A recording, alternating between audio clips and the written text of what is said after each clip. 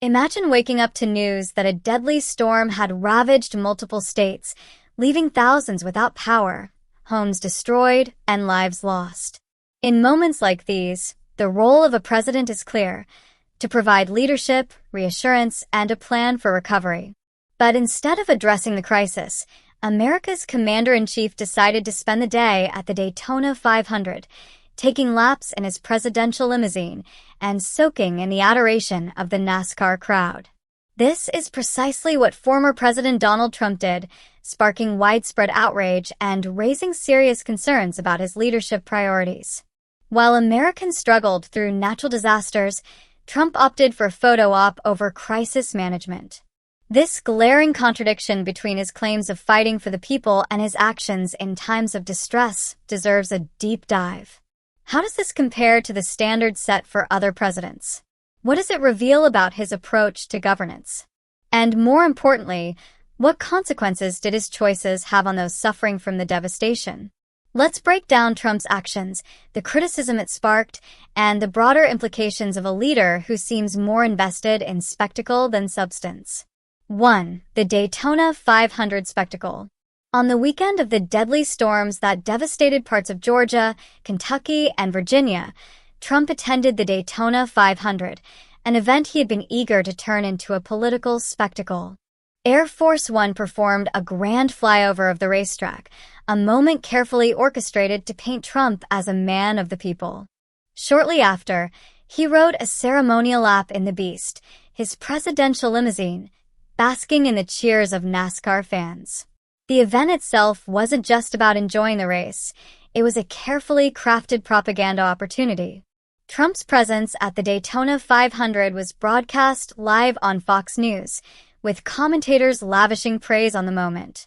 It was meant to bolster his image among his base, reinforcing the narrative that he is in touch with the real America.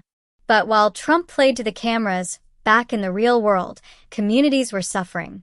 2. Disaster strikes the Southeast. At the same time Trump was enjoying his race day, deadly storms and severe flooding had struck Georgia and other parts of the Southeast.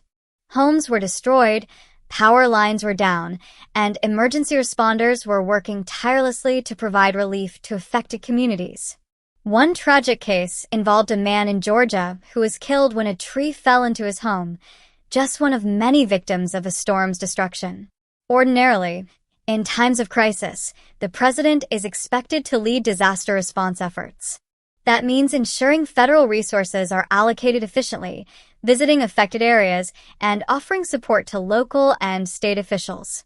Yet, Trump remained silent on the devastation. No emergency address, no visit to the impacted areas, just an afternoon of applause at a sports event. 3. The hypocrisy of right-wing media. The contrast between Trump's NASCAR outing and the media's reaction to similar incidents involving Democratic presidents is stark. Take, for example, how conservatives treated President Barack Obama when he attended a fundraising event during a crisis. Fox News and other right-wing outlets spent weeks lambasting Obama for not prioritizing disaster response. A more recent example is the conservative outrage when President Joe Biden was criticized for his response to the train derailment in East Palestine, Ohio. The right-wing media insisted that Biden should have been there immediately, despite the fact that federal agencies were already mobilized. Yet, when Trump chose a sporting event over addressing natural disasters, the silence was deafening. Fox News pundits who normally demand accountability were suddenly making excuses, arguing that Trump had no obligation to respond personally. The double standard was glaring. Had Biden or Obama done the same, they would have been accused of abandoning the American people. 4. The cost to taxpayers. One of the most pressing concerns surrounding Trump's NASCAR visit was the cost to taxpayers. Flying Air Force One, providing Secret Service protection, and executing a presidential flyover are not cheap endeavors. Estimates suggest that the trip may have cost millions in public funds, money that could have been used to aid those affected by the storms.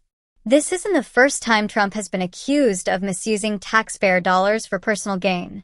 Throughout his presidency, he frequently used public funds to attend campaign-style rallies, golf at his private resorts, and host lavish events.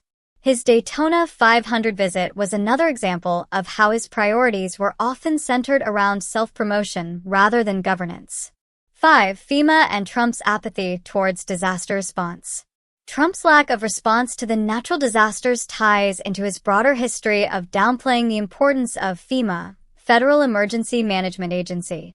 At one point, he even suggested that states should handle disasters on their own, without federal assistance. This attitude was evident during disasters like Hurricane Maria in Puerto Rico, where Trump delayed aid and dismissed the crisis by falsely claiming that the official death toll was exaggerated.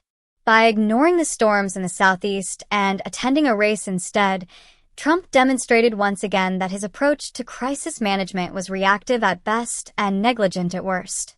A president's job is to serve all Americans, not just those who chant their name at rallies or racetracks.